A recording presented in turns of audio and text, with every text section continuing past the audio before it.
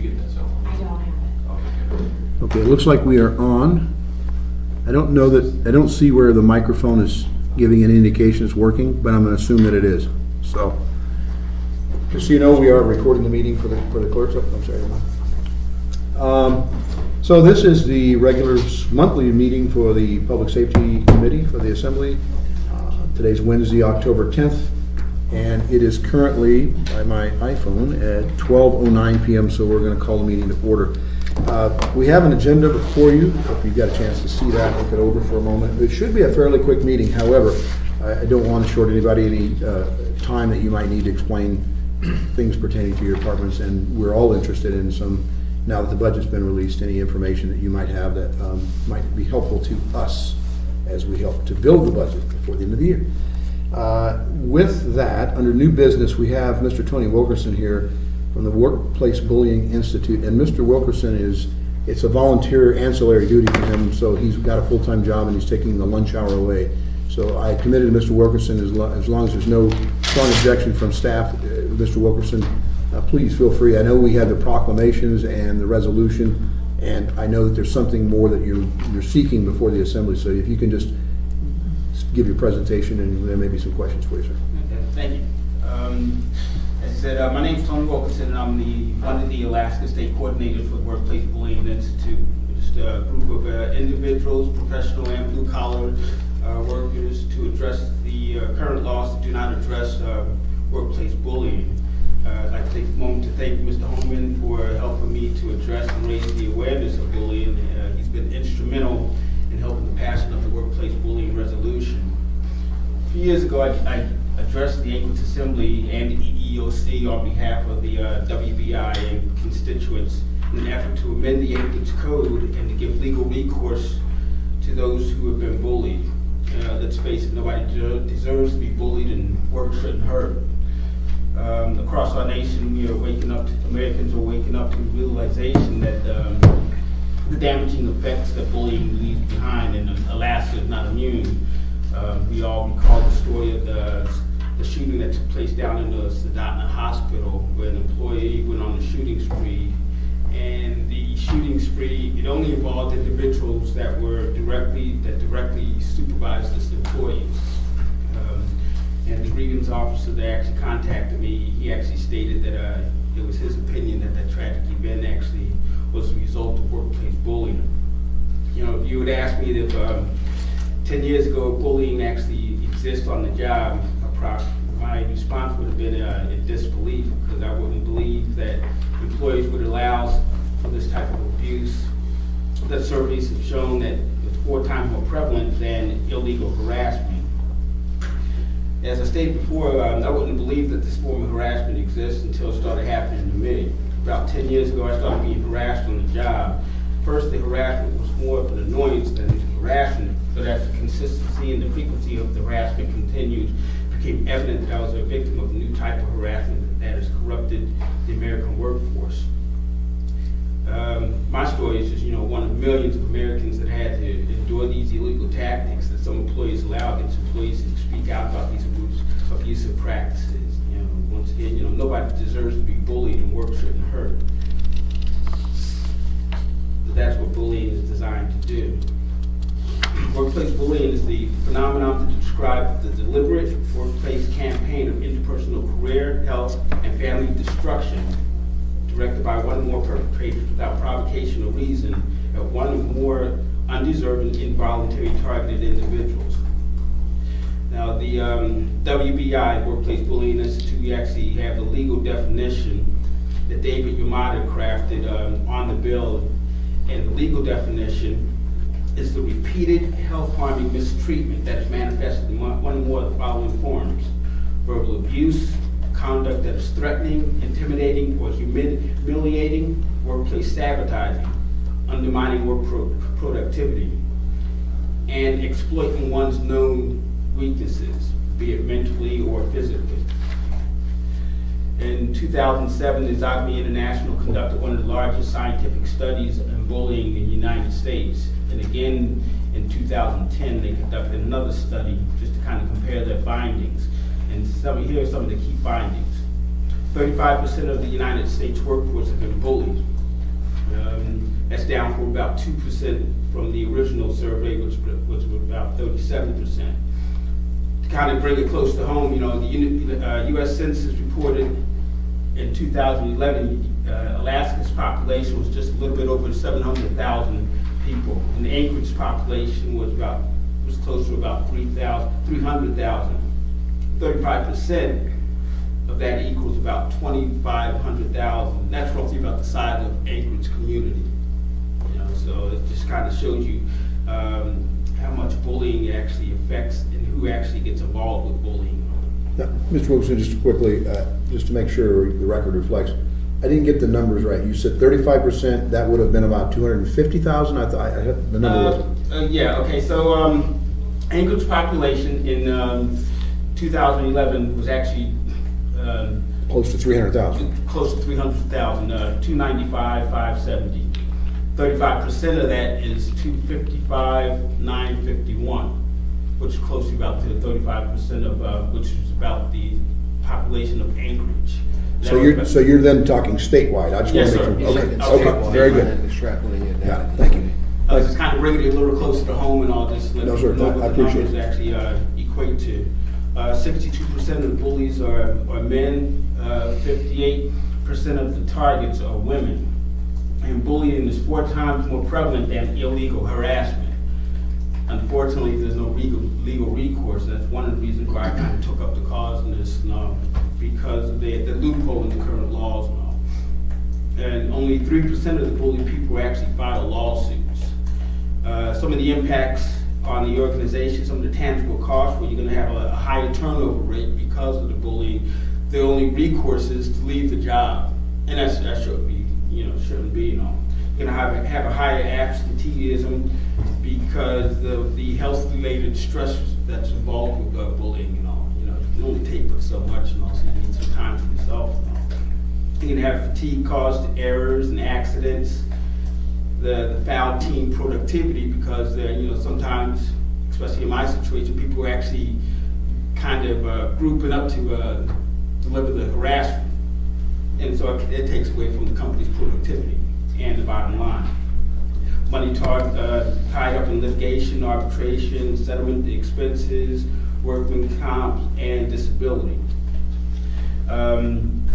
Once again, going back to the Zogby survey, and I do have surveys available just in case anybody would like to look at some of the numbers and all. Currently, it's about 9% of the workforce that's currently being bullied. 66 of the women targeted actually lose their jobs. Bullying accounts for about 6% of preventable workforce loss. The average cost to replace an employee is about two times the salary. So if an employee's salary is $50,000, it's going to cost about $100,000 to replace them. Be it from the training and things of that nature and all. And unfortunately, the United States is very slow to respond to this. Most employers actually ignore the problem, which allows the bullying acts to go with impunity. 54% of the bullies had suffered no consequences whatsoever. Something that was kind of shocking to me, 28% of them were actually rewarded for their bullying practices. Once again, there's and then there's like 12% of the policies are not even enforced. 4% promotes awareness, and 3% actually enforce and have policies to coincide with that. Bottom line, there ought to be a law. This law dictates compliance. Since 2003, there have been 21 states that actually introduced the Healthy Workplace Bill into legislation by state coordinators. Once again, we are all volunteer citizens. But to date, there is no Healthy Workplace Bill in law. Partly because it's a misconception that it's going to take away the employee's right to discipline their employees and things of that nature. But there's alternative defenses for the for the good employee. You still have the right to discipline poor performances. You have the right to terminate for illegal activity, and no vicarious liability when policies and enforcement procedures are in effect and they're used. There's no state regulatory action involved, so it does not cost the state anything. which is probably a good thing, because I was sitting in on the Assembly members meeting, and it's Alaska's broke just like just about everybody else and all. So it doesn't cost the state anything, so there's no additional funds that have to be allocated to enforce this bill. What this bill does do, it gives legal recourse for individuals to sue the individual bullies. It's designed to protect all the individuals against blind status harassment, and that's basically what the workplace bullying bill is. It's a blind status harassment that doesn't fall under any of the federal protected laws for race, gender, age, and things of that nature. So when I was addressing the Anchorage Assembly, just kind of wanted the municipal code to address workplace bullying and to acknowledge it, to also to give legal recourse for those that have been bullied. Thank you for your time, sir. Thank you. Do you have any questions at all, members of the Assembly? Tony, I have a quick question for you. Since, and it may not be an easy one that you can get me currently, but since there have been no states that have adopted legislation, are there any local communities at the municipal or even county level that have adopted any? Do you know of any laws that are what I call past practice or model practice laws that we could look at and see any challenges that they have faced as a local community? And here's the thing. We make a law, we codify something, we put in a law that says it's you shall not. The other side of that is the level of enforcement. Who would enforce it at what expense? I mean, you said there's no cost to implement a law.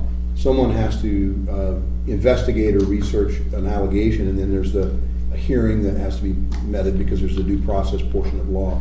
So is there any local community that you know of that has a law that's in effect, or maybe you can check with WBI and get back to us on that? Yeah, I could verify that for you. To the best of my knowledge, there's no state level law in effect and all, but as far as on the municipality level, that I do not know at this time, and also I'd have to check with Dr. Navy. He's one of the founders of the Workplace Bullying Institute, and so I can check on that and get back with you on that. Please, if you would, that would be helpful. Also, the acknowledgement that, and I think this is where the difficulty is that, we have Domestic Violence Awareness Month going on. We also, of course, do proclamation nationwide Bullying Awareness Month. And then we've got the Workplace Freedom from Bullies Week.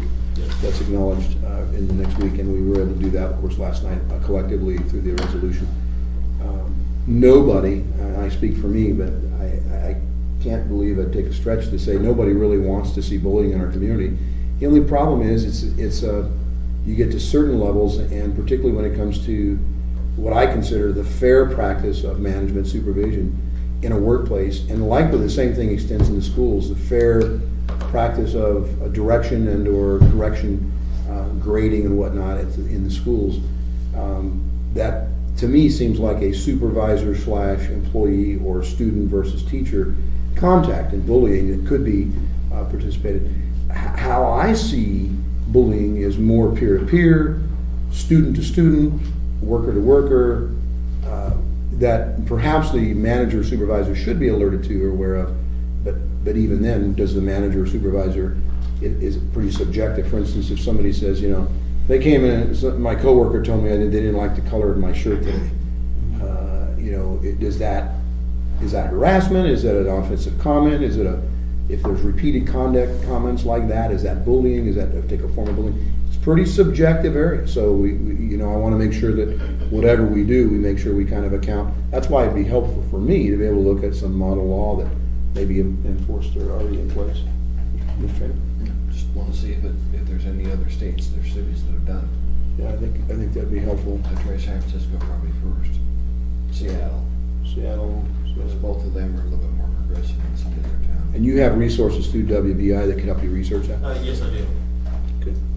So if I'm not mistaken, if what I'm hearing you say, your hope in the best of worlds is that the municipality of Anchorage adopt or codify, put in ordinance, a anti-bullying or a violation of bullying in Anchorage. Yes, sir, and Thinking about then, it. once again, it's to close the loophole, that's currently not addressed in the laws and stuff. Just to kind of clarify something that you brought up, and once again, workplace bullying, it's the repeated health harming conditions that are charged. So, one-time instances and stuff like that, that wouldn't actually classify as bullying on the job and all. But when you start getting into the repeated health harming conditions, be it the verbal abuse, conduct that's threatening, intimidating, and things of that nature, now you're starting to go on to the bullying in the workplace and all. So the one-time instances, that doesn't actually qualify for workplace bullying and all. And so somebody's coming in for having a bad day, things like that and all, that's not workplace bullying and stuff. It's the repeated health harming conditions that individual is actually subjected to. Anything, Mr. Reyes? Well, I want to thank you for taking your time away from your workplace as well, because I know you're taking your lunch hour to do this. And thank you for making us aware. I know you've emailed my colleagues and I, and we were able to get the resolution for sure. And I look forward to working with you on perhaps some sort of crafting of something that might meet your objective, and as well as provide some protection to our workers and students in our community. I will not pretend that this is going to be an easy road. Bureaucracy, the wheels of government moves very slowly, particularly when you're starting in an area that is previously, I won't say it's not paved for it, but I want to make sure we work through that. That wasn't me, I don't think. Anyway, but thank you so much, Mr. Wilson, and I know that you've got to get back to work, and we're going to move on with our agenda. So if you're welcome to sit through until you have to leave, or you're welcome to move on about your life. So thank you for bringing this to our attention, and please get back to me as quickly as you can when you get your research from the WBI. Okay, thank you. Thank you. Okay, well, thank you, Chief. Sorry, Paul, I apologize, and I'm going to apologize again. My day is really compressed. Yes. And I got to have him pick some folks up in Eagle River from the city and get them to the state legislative delegation in Wasilla in an hour. Okay. So if I could insert myself into your agenda. Absolutely. If you've got to leave, I understand. I know, speaking for myself, I have some concerns on budgeting, but Ms. Gray Jackson, you have anything for the chief? Well, anyway, thank you, Mr. Chairman. You're number one anyway on the agenda, so. Always number one, Chief. I apologize for being late. That's I okay. No worries. thought I had this day planned, but it's not Sure. caught. We understand. Mr. Trainee, any questions on budget at all, or? We'll deal with that on Friday. Okay, we do have work session on budget. I pulled the sections out of the budget book, of course.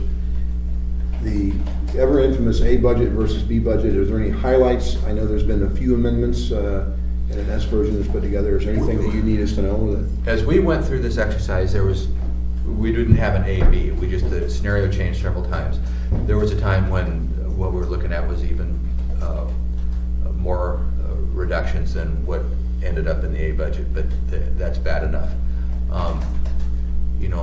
Right now our actual strength is 374. We've got 19 open positions, actually I think 20.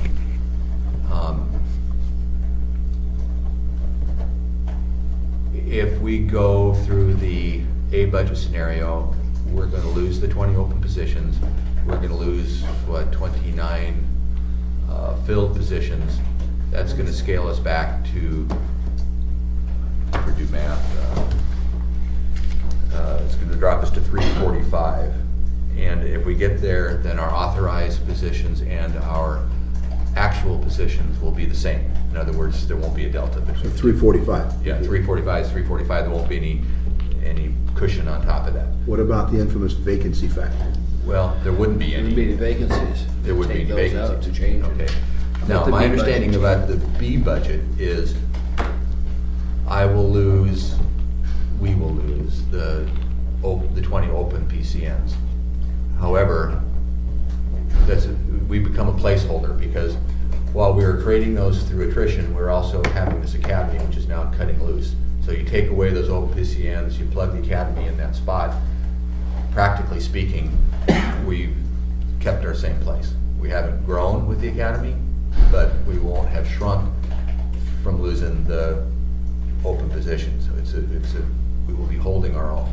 So, as we've gone through this budget so far, none of the scenarios had allowed us to conceive of holding our own. So, we're quite happy to come out of this. If we can come out of this holding our own, I think we will be very pleased with that. Then what will happen is we will have departures, probably a lot of them, in 2013. At the very tail end of 2013, first few days of 2014, there will be this massive exodus. We know all about that. And Mike, the commitment I've been given is that those positions will not be lapsed, and they will not become salary savings that's deducted from the budget. Those positions will be able to fill with another academy. So there'll be a dip, but we'll come back up, because we're gonna have to recruit and get people into those positions. So what this does is it gives us 2 years, if I understand it correctly, 2 years of, it never holds perfectly flat, but basically going like that. And we're projected to be more or less out of the woods by then. So I'm hoping that we start growing again and we get back into PERF's ideal place.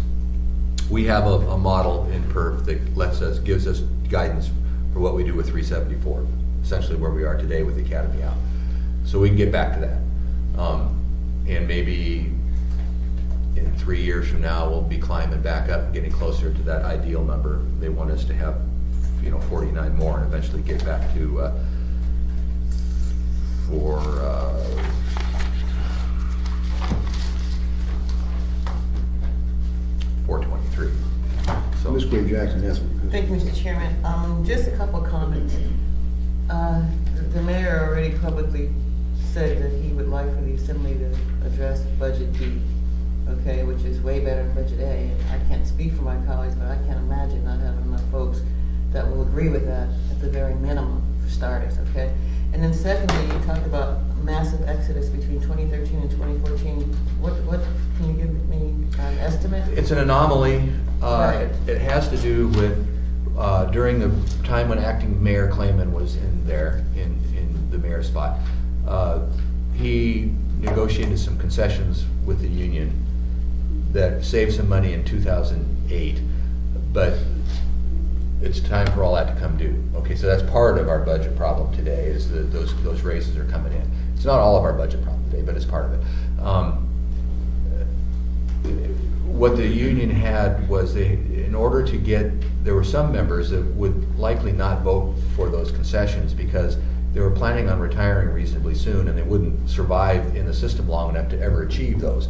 So they set a date and they said, if you retire by this date, you'll get a lump sum settlement to make up for what you would have lost.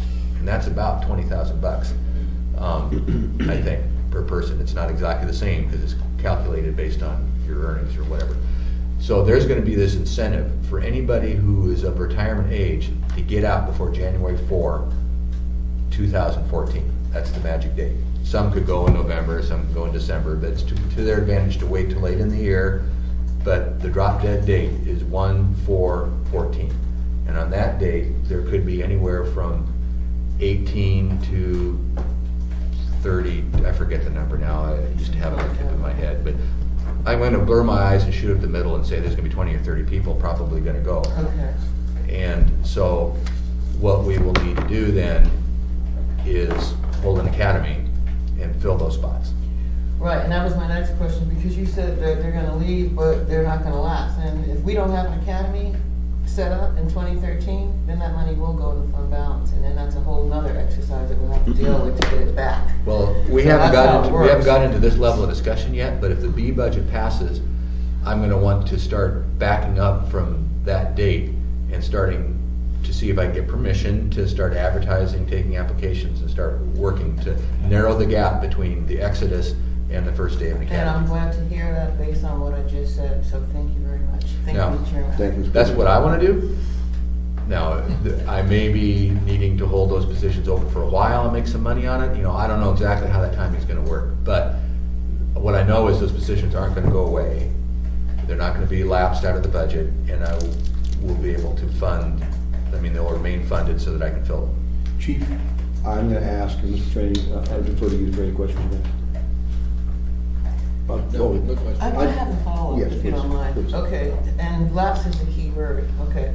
So in other words, it's the hope that if they don't leave by December 31st, 2013, that the 2014 budget will have included those, will have authorized those positions for 2014. Correct. Okay, thank you. Whether they're filled Right, I positions got because it, the I people got it. actually didn't fill, I got your thoughts now. or they're empty but they're funded. Well, let's hope that that's the way it goes. Well, that's what I've been told by the mayor and by Well, Lucinda. I don't have So- any comment on what the mayor told you today, but anyway, thank you. Chairman. I appreciate it. Well, I'm gonna ask then is, if you, I know you say you have some formula projections, as soon as you have something, even if it's just a swag, get us an estimate of when, backdating out, and give us a projection so that we would know. Now, I realize that this is, we're talking 2013, third quarter, maybe fourth quarter, but if you can give us an idea when that, what that might look like, it would be helpful. I know it won't necessarily be germane for this year's budget by the end of the year, but it'd be nice to know between now We and. know it'll pertain to 2014, I think. Correct. But what we plan in 2013 will impact what occurs in 2014. It's kind of like a strategic planning, that we've got this 6-year fiscal plan. It would be nice to know, listen, in the scenario where we lose 30 guys, or gal, 30 officers, we'll have to start recruiting and advertising, and the dollar amount is somewhere in this neighborhood.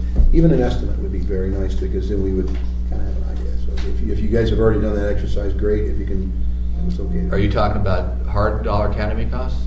Well, yes. Like bullets and uniform Yes, shirts and stuff? bullets and- I think they put in $500,000 for that in 2013 to spend on the 2014 academy.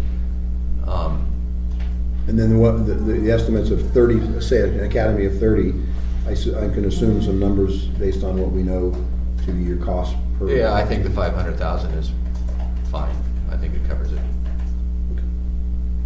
Because we know it's not an entire year if you start all of 2013, it's just a portion of the salary at that time. Yeah, the 500,000 though is just hard costs. That's just for bullets and shirts and belts and stuff like that. That we'll spend that money regardless what day we start the academy on. That cost remains the same, but the salary costs of the academy do change depending on when in the year you fill those positions. Okay, and then Mr. Training had a question from the previous meeting, and no, I'm going to follow up with from last month. Any idea on the tasers? Have you come up with any issues on that? And plus, Said about 350,000. and possibility of using seizure money or something like that, forfeiture money. Has that been discussed further? We've discussed it conceptually. It's not in our operating budget for 2013 unless you guys put it in, but we could purchase those extra. The first load of tasers arrived. Remember, Mr. Trainee, I gave you a plan, and then we forgot that we actually had an order in the works. So I backed that order out of it and gave you a new And these are one. the current updated ones? These You are tell me the the models X2s. changed. Yeah. So those tasers are in town. They just arrived like a few days ago. So we got to schedule training and get them on the street. Then the remainder in that program, we can buy it out of asset forfeiture money, or we could decide not to buy it out of asset forfeiture money, or we could, but that's our ideal. You asked for an ideal number, that's what it would be. We didn't know whether you planned on trying to put that in the 2013 operating budget. Yes. Sounds like Mr. Starr would like us to just take it out of asset seizure money. We haven't really decided yet how we would deal with it, but that is the ideal number. How much money do we have in asset seizure money, do we know? A lot, like $1.5 million. Okay. So if we want to, if we have the political will, we can do it right now, including 2013, is that correct? What I want to make sure is if there aren't too many people that have ideas on that asset seizure money already, and we've already spent it in our own collective minds without realizing it. That would be helpful. And we have to watch the supplanting issue. It won't be an issue with the taser, okay? Okay. It might be an issue where I might want to find another way to deal with that 500,000, and I have an idea on that, but we don't have to argue about it now. No. I don't want to, but what I mean with that, I don't want the notion to sidetrack the Plan B debate, because I know another way to move money and cover that it would be through the short lag between January 4 and whenever we start the academy, there would be adequate money in there to cover hard dollar academy costs if it keeps us out of a supplanting issue with the DOJ. So Dennis and I have to do some legal work to figure out if there's any risk there or not. I think it's right on the edge, and so we can go either way on it. But I would hate to, what I'm trying to say is it's really easy to say, just go to asset forfeiture and everybody's got their project, but you add them all up and then it's over the amount that we really have. So that's the only thing I'm worried about. No. And you probably need to go soon, but one last question, will you be at the work session on Friday? That's a good Because question. we'd like for you to be there, and it's a formal request, and if we have to put it in writing, then I guess that's what we'll do. Here's what I heard. I heard directors stay away, and then I heard last night that you would like the police department and fire department there, and I think I heard Dennis say he's gonna pass the message on, and so far I haven't been given direction one way or another what I'm Well, supposed we to do. better follow. Well, I gave it over the dais last night. I want the fire chief there and I want you there, and if I didn't add you to it, I'll take care of that immediately. No one's told me, I haven't heard nothing new since last night, so I don't know. what's- I'll get the chairman now and let him know I want both you guys there. Thank you. Chief, I know you gotta run. Thank Pardon you. me? I know you have to leave. Is there- Yeah, I'm really sorry to do this to you. Too many things got on my calendar today. You're gonna miss out on some exciting information But from the thank others. you for your report, it was great, thanks. Thank you, chief. Meeting here? Excuse me, no meeting. No. Feel free. There's a large operation going down there right now, a massive operation. And it should improve your revenue pictures significantly in the coming years. I'll leave it at that for right now. Thanks, sir. We can't talk about it publicly because it's all going through the U.S. Attorney's Office, so, and they're gonna keep it on close hold, the warrants are sealed. But if you think of missing revenues, it probably won't take you long to figure out what it's about. Just going to my house, sorry. Another valley? Oh, Yes. Oh, man. I'm not trying to be cagey, but it's No, just no. under orders from U.S. Attorney not to let it out. Well, you don't break that. Yeah. Otherwise, we're visiting you in a different situation, chief. And I was having that discussion with the mayor just before I came down here. And I need to talk to you offline, reference a federal prisoner coming back in the, I think, later month of the year, and an updated picture would be nice. Had a little wrestling match with him at the Outback restaurant. Apparently he's getting out, and apparently the reports are he's not. And the model prisoner, he's getting worse, not better.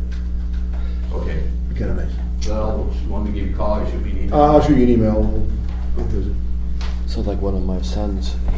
He's a prosecutor. Thanks. He prosecuted this guy, sent him to Sorry jail to for run 7 out. years, and the guy That's all threatened to I kill him. Never. Workplace So they charged him with threatening the prosecutor. Oh, yeah. Those guys over there. Okay, so we'll jump right into the next agenda item, fire department. Chief Bashir. I can tell you right now, I have nothing that is gonna top that last statement. Oh, yeah. Anything, the best I can do is gonna be downhill from here. Just let So you no know right up revenue front. helpers at all? So we should buckle our seatbelts then, right? You know where we're at, Plan A, Plan B, just like the chief iterated, we were never given Plan A, Plan B, we're just given, find us a dollar amount, make it happen, dollar amount changed, back and forth, we can do this, we can do that, we can't do this, we can do that. And then it came out in Plan B, which lo and behold is no surprise that it looks a lot better to us than Plan A, absolutely, hands down, no questions asked. So then we had Plan B, and then there was the Ernie Stick, I do want both the fire chief and the police chief and budget hearings tomorrow. Monies were Thank you. added back into our budget. In a nutshell, the fire department will lose the vacant positions we have, and we are slated to close 2 companies January 1st, Truck 11 in Eagle River and Station 15 in Southport. And make sure I hear this right, because it's just a little, he was making a request to have the chief say. Budget. Oh, okay. Is that under Plan A or Plan B? Budget A? That's under both plans. There's under both plans, Plan B, Truck 11, Truck 11 and Eagle the River. entire Eagle River station. and all of 15. Station 15. All of Station 15. Have you guys done any modeling on the response time for the paramedics of Station 15 who's shut down? Because right now, an incident happens right near Station 15, they're there immediately, What's the response time gonna be to drag a paramedic in from, Sand Lake or Huffman? You said response time modeling, not specifically, take this engine company out of the picture. I know in the press has come out that it'll be 15 minutes for us to get resources in there if that engine's closed. Yes, that could happen, but that's not really an accurate portrayal. Station 7, as you know, is fairly close. We estimated probably 5.5 minutes for it to get there. It's pretty much the same goes for Station 9. They can shoot up Clap Road and get into that area pretty quickly. That is one of the reasons why we chose Station 15, is because it has good collateral coverage. Now, if that company is gone, yes, and Station 7 is out, Station 9 is out, then the next is gonna be Station 5, that's a little bit longer. Yes, if you continue to take out those other resources that are coming in there, just the response time is going to tick up. I was reading something where they said that fire doubles structure fire every couple minutes in size. Yes. What's the formula, do you know? It depends on where you read it, but generally speaking, we consider a fire to double in size and grow exponentially. Right. All things left the same every 3 minutes. So, if the trash can's on fire, that's fine. 3 minutes later, it's gonna be the trash can at the desk. 3 minutes later, it's probably gonna be most of the room, et cetera, which is why we are very cognizant of response times. That's why we would drive around with red lights and siren. It is for that specific reason, because time to us is critical. Okay. Now, you mentioned a couple of different things there. Have we done any modeling, not specifically to that station? What about paramedic coverage? All those factors come into play. The thing that's a little harder to put a pin in the map on is yes, that station closes, or the responses that station goes on, absolutely, we're gonna have an increased response time to that area. You can't remove a resource and expect to have the same response time. Some of the key points are the way we operate is that we're all stations, all apparatus are connected. Yeah.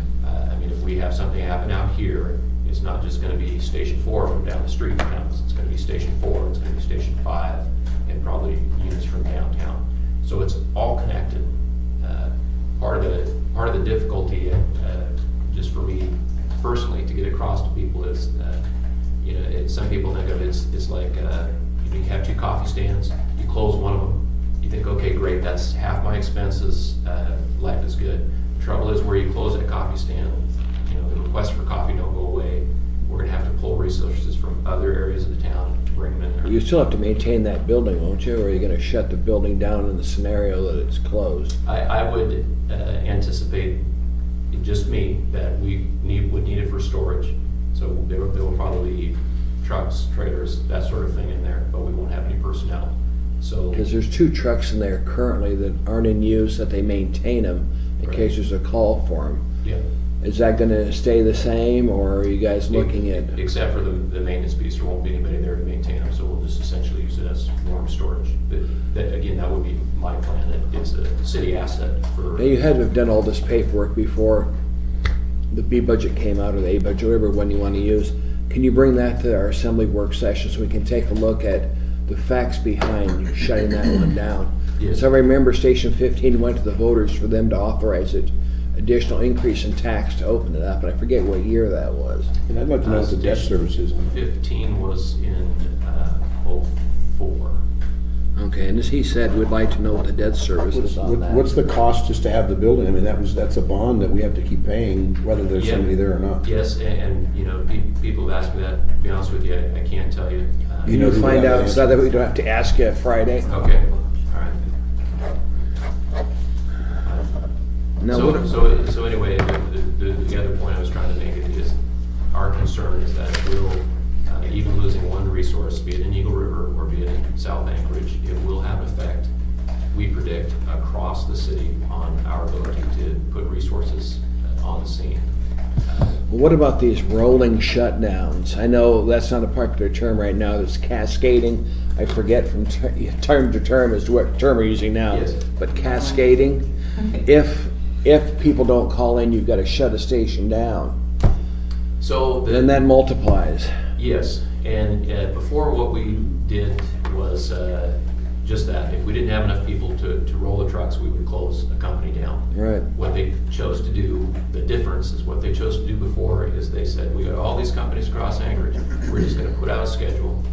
And the day we have short staffing, that will be the company that will close, right? And so they're not gonna do that this time? No, for a couple of reasons. The one, most important one that I had trouble getting across to people is that the reason these resources were chosen is because I think they will have the least impact on our response time. What happened before is you would have a situation where we had a rig that's going on very few calls and we had a rig that's going on 20 calls. But we would close the rig that's going on 20 calls and leave the rig open. Because it was its day to be shut down. And what we saw is, imagine that, much more dramatic decrease in our response time. What I would say is probably an unacceptable decrease. So this way, in some respects, is not as popular with the union per se. But this way, we're attempting to minimize that impact. I'm worried about the taxpayers, chief. No, Which is, they're concerned, believe me, I'm getting Absolutely. calls. Yeah, absolutely. You know, I And- was and over there's- Station 15, I know some of the people live around it, and they're really worried about their public safety if that thing is shut down. Do you have what it would cost us to keep that Fire Station 15 in operation? Yes and no. I have a figure, but part of the problem is, and I don't want to be perceived as prevaricating or not giving you the full scoop. But the deal is, it really comes down to how much attrition are we going to have, how much leave our people are going to take, and really how many people I'm going to lose between now and the end of the year, how many people I'm going to lose between now and January, and particularly how many people I'm going to lose between January and mid-year. Well, just chief, as we're putting this budget together, and we can figure out where to take money from, I want to know exactly in dollars. Station 15 and Truck 11. I can tell you, and I'll probably be crucified for this, but I can tell you that if you said put an engine company out here right now, 3 people on it, 24/7, 365, that's basically about $1.3 million. Now, the part that gets tangled up in all this and gets people all askew is that if, as things sit right now, if you close, if I'm told I'm going to close those companies January 1, I will close them January 1. I know you will. But guess what? I may have enough staffing on January 1 to actually keep them open. And that's a piece some people are missing. The problem is January, you know, I could probably keep January 1, I'd probably keep both of them open. February, you know, it's going to be a little bit tougher. March, keeping both of them open is not going to happen, and so on through the year, based on you know our past history of how leave works and all those sorts of various factors. So I don't want to. I'm not trying to confuse the picture, but I tell you what, when you're dealing with that, you know, almost 100 people on shift every day, and leave and military leave and injury leave, it becomes very difficult to. Well, we've got Fridays. I think our work session with you is this Friday.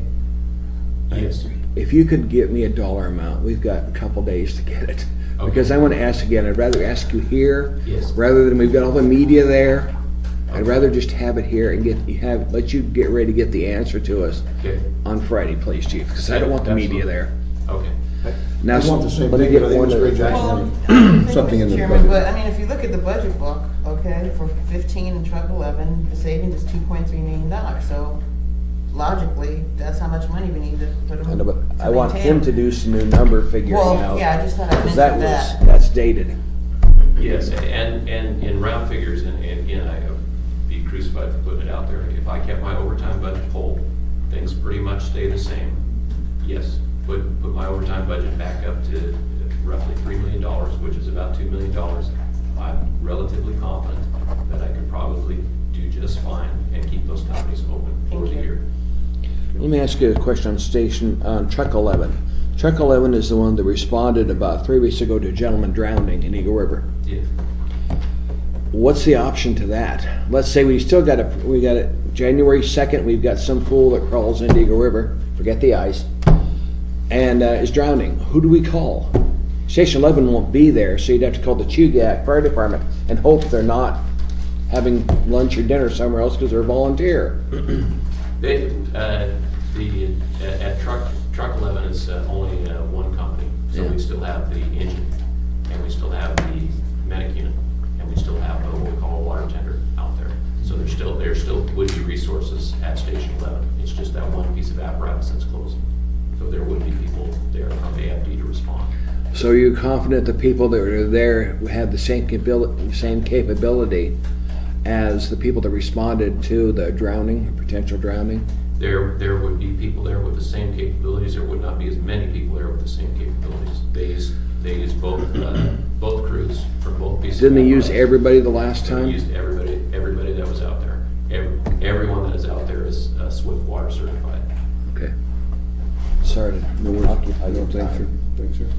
I guess I would echo the same thing. I mean, I see the numbers Mr. Jackson pointed out here with the budget projection. If those numbers have changed, my understanding is, and I don't know those numbers, I suppose we'll find out Friday on the work session, is that there's been the S version with some budget, overtime budget has been essentially amended, increased, Yes. and as well as the Boys and Girls Club funds. So I'm waiting to see what they have projected. I thought you had seen those projections. I know it's supposed to be on the email somewhere, so we'll look and see if we get it. But thank you. Anything else, Chief? No, there's a lot of information out there. There's a lot of different ways to look at this sort of thing. I guess I would say that we have at the fire department no hidden agenda. You know, we're given our marching orders, and this is where we drew the line. I think that most people, given the same information and looking at all the things the Anchorage Fire Department do, would probably come to the same conclusion, that in order to minimize the impact of those cuts, these are the logical places that you would make those cuts. Doesn't mean I'm happy about it, doesn't mean I like it, and it doesn't mean that there won't be consequences to doing it, but it is what it is. Thanks, Chief. I guess real quick, like the 3 ambulances, the mobile units. The Status. The bane of my existence. Yes. In effect, there's been no change. Currently, there's squabbling back and forth about having the owner of the company who manufactured the ambulance come up here, inspect the ambulance, and purchasing has been very good at holding his feet to the fire and saying, what are you going to do to correct these problems? So we have not put them in service. Have not, will not, until the corrections are made. As I said, that other people that my gut feeling is those ambulances will go on the street after the corrections are made. The corrections will be done using the same poor workmanship that the ambulances were built with. They won't last, but they will be safe and they will get us by. Have we already paid for these ambulances? Yes, Fully? yes, They got their money, huh? yes, yep, and that rests on our shoulders. Are we planning to buy anything else from this company? I'm not, All right. Okay. and we've, you know, Hopefully we'll have are our aware of own our team. culpability, and we've instituted some changes to keep it from happening again. I would love to be able to say that it was somebody else's fault, but bottom line is it wasn't. We have a piece of that action, unfortunately. Thanks, Chief. Health and Human Services, I know Janet and Sweet Mary have been here waiting patiently. Actually, yours is pretty simple to explain. Yeah. No change. Do you have any questions for me?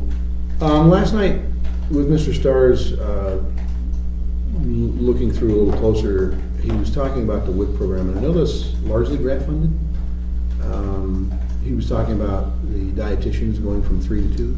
We did not, I did find out that was incorrect. We had Incorrect. closed the Providence office because it was getting too exorbitantly expensive at $3,000 a month to be able to maintain it.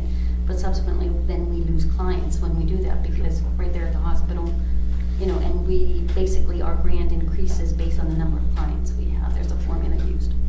So, But the dietitian stayed on, just the office closed. That's correct, yes, yes, and I believe all of those employees we were able to place as well within. Highlights for me, and I eat out a lot, so sorry. Food inspectors, any programs that are slated large cuts? I glanced through and I saw some changes, but is there, No, there's air quality, I saw that. and that we are proposing leaving 2.5 employees, which basically takes away the program manager, which appears to be the way we're going, because program managers cost more. They have longevity, they've been around, they have the most wisdom, so let's cut them. In Oh, order that's to special. keep the grant going. I will remark on Star's comments last night about grants. We've been doing grants for a long time, 32 years, some of these programs. I don't know how we got from the state to the municipality in some of these services. I can tell you, there's pretty much gloom and doom at the Department of Health. I mean, I'm trying to manage it in a way that we retain good employees and we're able to recruit. We always have to go out of state to recruit nurses. You know, we don't compete with Providence or state nurse salaries. Public health is an important part of public safety. Unfortunately, we just don't experience it a lot, but fortunately, we don't. You know, we don't want an outbreak. We don't want where the Department of Health is having to respond. We want police and fire to do the initial parts with the storm or with, sorry, I don't mean this to be insulting, a mini event. But, you know, I'm getting concerned with the Department of Health with emergency preparedness. If we have other duties as assigned as part of our department and we keep reducing in numbers, there's not going to be emergency preparedness enough to help this community. And I thought that was the role of government, you know, not something of a non-profit in nature, to collaborate together as departments to work in times of an emergency. So, you know, as far as going ahead and getting approval is what I heard with grants ahead of time. You know, I really want to put a deadline together and see, you know, really how long does it take? Because frankly, there's just this is a very complex industry. Yes. You can have any in-depth conversation you want with Diane Engel, my predecessor. I mean, I'm learning it. It's very complex. It's not. I would love it to be on a fiscal year, January through December, Sure. like everybody else, so we could all be making decisions at the same time. We don't have grants that just go from July to June. We have them at different annual times of the year, starting up. We do operate right now under a continuation of authorization type deal. I get that we're making decisions to go on with these programs, Sure. and then we're asking you guys to approve them. I get that. But I guess in the long run, we have to decide what we're going to do with this thing called Department of Health, who operates probably right now about 60%, if not more, using grants. That's fair. Just Which quickly. is, thank you, Mr. Chairman, which is nothing new, you know, there's been grants, health department, I think you guys probably have the most. But anyway, I have some breaking news for you. Really? Yeah, I do. There's gloom and doom throughout the municipality. But Not wait, just, I'm not gonna- just in the health department, Yes, because I but I'm talked to gonna a lot. interrupt there, because a lot of folks, other you know. departments are not being asked to cut programs. No, but back up a minute, okay? People. I'm just making a statement, and I'm I not look right saying next that, to you. I'm not saying He that the is. gloom and doom is worse in one department than another. I'm just telling you, I talked to a lot of employees, because I was one for a long time. And our employees, it's a culture of chaos, and it has been for quite some time now, and it's terrible. So every single time there's a budget, okay, employees have to look at each other and wonder who's next on the chopping block, and that is not fun. So I just wanted to make that statement. Well, I will tell Thank you that in a month's time, I've been asked to look at several different programs and whether we should continue them. In 1 month, several programs. So, you know, Diane once said, either rip the Band-Aid off and get it over with, you know, but cutting by arms and legs, different things, and then rumors of things, you know, isn't healthy either. Because I really do want to run a good business if I can within government, wise, efficient, the things that we're being asked to do. Well, I can speak, I've said this at another meeting previously, and I will speak for myself, but I hope my colleagues share this, but I know what this mayor and the administration is designing to do. They've got a fiscal plan, and you hear it from time to time publicly, what his belief and fundamental philosophical beliefs are. I personally believe that the role of government is a serious one, and I also believe that the role of the directors in each department is to provide the best service that you can for each of your areas of responsibility. Fire service, I understand, you may not necessarily be concerned about health and human services or vice versa, police, emergency services, or continue that through. Your area of responsibility is to the best service that you can provide to this community, to the citizens, the taxpayers, people that expect it, deliver it, want to deliver it in the best way possible. We haven't, my opinion is, since I've been in the body, I haven't always been able to break that little, sometimes barrier, to get that specific information to find out the true need. The true need, not the need as viewed by someone else, but from the director, from that department level to see that, because I think that's what creates all the rumor and the unknowns and the uncertainty. So I appreciate all of your comments and candidacy. I also recognize you work for a boss, and I also recognize that there are things that we all may not at one point see on this bigger screen, and I guess of what we know is the city budget. What I've been told, and I know that we're trying to vet to get the information, is under the B budget, as Ms. Mahoney had mentioned the other day, there's only $200,000 left at the cap. And of course, unfortunately, that's where we're at based on previous actions taken. But that's where we're at. So $200,000 with the B budget. It's not a lot of money. So now it comes down to expenditures, and I think that's what Mr. Trainor was getting at earlier. What areas, Mr. Meyer, I understand, what areas, what programs, or what, we can't perform a program or provide a service if we don't have the people. I've yet to see technology completely replace a person. It'd be wonderful if we can punch a button and something mechanized can go to your house and put out your fire or something. You see what I follow? It's the people that get the service done, and we can't. Don't say that. At one time, they wanted us to mandate sprinkler systems in every private house. Well, that's true. Very true. Well, I would just say this, in determining, the state, I think, I'm not opposed to the state providing funding in order I agree. to continue our ability to do programs. But I'll go back to the beginning. I don't know how it happened at the beginning, how it went from the state to a local government. I assume somebody thought that was a good idea. So my concern is that probably hasn't changed that good idea. I mean, managing it a little closer to home in some of our areas. Child care licensing is a big concern of mine.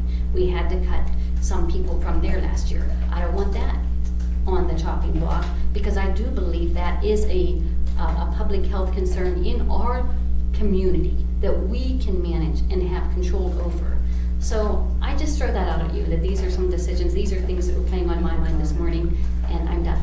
Okay. And just one comment, as I'm sure you already know, that a lot of the money's federal, and they're passed through grants. They have to go to the state first to get to the municipalities, and that's how it works. But I'm sure you realize that. Well, there's some federal, but there's some state. Yeah, no, I understand. Well, thank you very much. So we'll stand by and what the work session says. And were you given the same direction, you're not needed? At the I didn't know work about an A and B budget, but the B budget is obviously a part-time, temporary, seasonal position at the cemetery, which is pretty significant because Rob Jones is a wonderful director, but he's only one person, and when you have the busiest business in a very short period of time, that was thrown back into budget B at minimal cost, and the funding back to the senior centers. Yes. Okay. Well, thank you. And do you anticipate being at the work session? Were you told No. that? Okay. Do we need to ask? No. She doesn't want to be there. You don't need to be there. Okay, So, well, thank you. It's fine. Emergency management, and I looked through the budget, and it didn't look like there was. Yeah, we weren't affected at all. We still maintain our whopping 3 people. And of course, we're grant funded. Mostly our outreach programs are grant funded or no cost. So either budget doesn't affect us too much. Any significant programs, services, or anything, either adding or continuing? No, we're not gonna have any cuts, and we're not gonna add any new Brown programs. bag So informational watch is still. that's gonna stay in place. Neighborhood emergency watch program? Stay in place, yeah. Okay, So- look forward to any future, and I'm sorry to step through this. Well, the only thing is state funding, we're getting a little less than we usually do with grants, but that's typical. They like to spread the work to the community, so. We had a lot of questions last meeting, and I've tabled anything further yet, so we're still waiting to hear the full after-action report.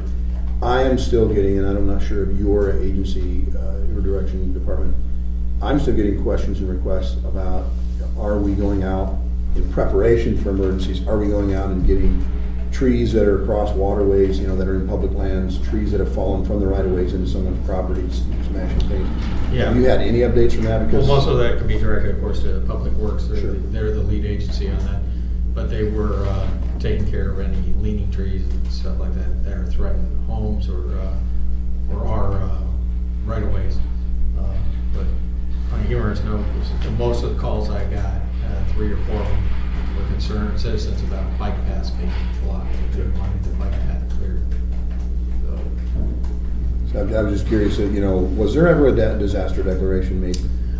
We compiled all the information, got everything to the mayor, and he determined that it wasn't necessary to go ahead and file a declaration. So any monies expensed by the municipality will Yes. not be reimbursed by anybody Correct. because there's no declaration. No declaration. Okay. But that doesn't preclude him from, still, you have a window, he can still, if he wishes to. But he has the information. How much time? How much more time do you know?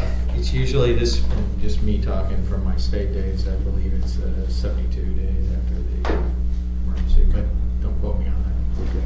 I will see if we can research that, because I think that's regrettable if we're losing the potential. We've got a revenue source we're still gonna have to get down trees off of people's property and cross, there's some dangerous situations still existing. Correct. Well, we compiled the information, the mayor has all our, Okay. the information from We never got an utilities. We never got an update on it. So, Thank you. All right, Mr. Hike is here from Let 'em Work, Let 'em Play. And lastly, I don't know if you guys got a copy. This was an ordinance that was drafted by the legal department. Yeah. Yeah. And I asked to attend today because even though it's on the item as new business, the homework, if you will, was to try to contact the state because it's under Title IV, which is in the state's purview. We, as a municipal body, we could actually adopt language and then make it, I think you said, effective when the state changes their statutory under Title IV. So it would essentially be putting something in a piece of paper that's not really in effect. What so far have you guys been able to do, marshaling your information from the state legislature? Just how busy things got. We've kind of been waiting to hear back. We didn't pursue it as aggressively as we had to get it from the mayor's attention. So we've been waiting to hear that back and gathering the support from the local businesses. Okay.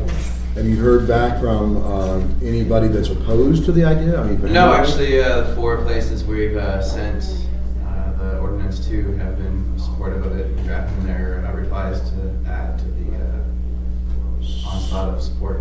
So if you have anybody, there's an entity known as CHAR. Are you aware of those guys, Cabaret Hotel? Yeah, and I believe, when we did mention something to them, they had said that they weren't really going to address it until it got to the state level. I see, okay.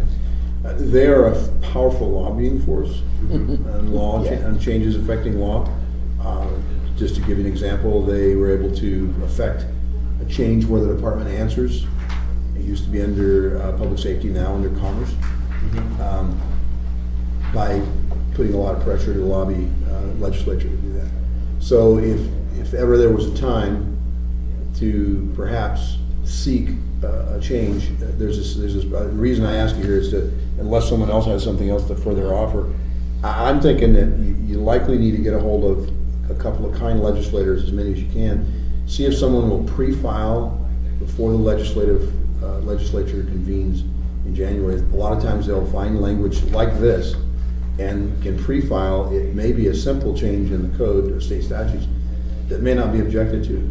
I won't pretend how the state legislature does its business, but I understand that in some cases it may be one or more committees that a bill has to go through before it gets to the main floor to be voted on. And so it's real important to find those right committees. And I couldn't tell you other than public safety, perhaps commerce, because of the fact that it's affecting people's businesses. So you've got a few things, a few areas that I think that would be very helpful. That's why I think it's timely to make sure you guys make this conversation happen, this communication. to get on it. There's a little bit of homework. We've got something here to draft. Yeah. I don't know if there's anybody on the body. We've got the budget to deal with between now and the end of December Till 21. and Title 21. We've got a lot of things that are big coming on the forefront. I don't know that I want to push legislation that's not going to be in effect until the state decides to change, if they ever do. I think it'd be, I don't want to say it's a waste of our time, but I think that it would not be a worthy investment at this time of our time. I've been waiting to see if the legislature, if I heard back. I reached out personally to a couple of folks. It didn't seem like they wanted, they were focused on session reapportionment. Now they're into election season, so it's really, again, the timing could be very good for your group, your organizations, and your musicians to start effectively communicating with some of these candidates or people who are, in office that are going up for reelection, incumbents. You need to put a little more, in my opinion, you need to put a little more efforts concentrated on those outreach. I think we had a conversation, but Yeah. I didn't know if it is. Yeah, thank you. Okay, is there anything that you could that want to share with us? Is there an expectation? I took a little heat from somebody thinking that I didn't. I don't know who it was, but somebody thought that I wasn't doing enough.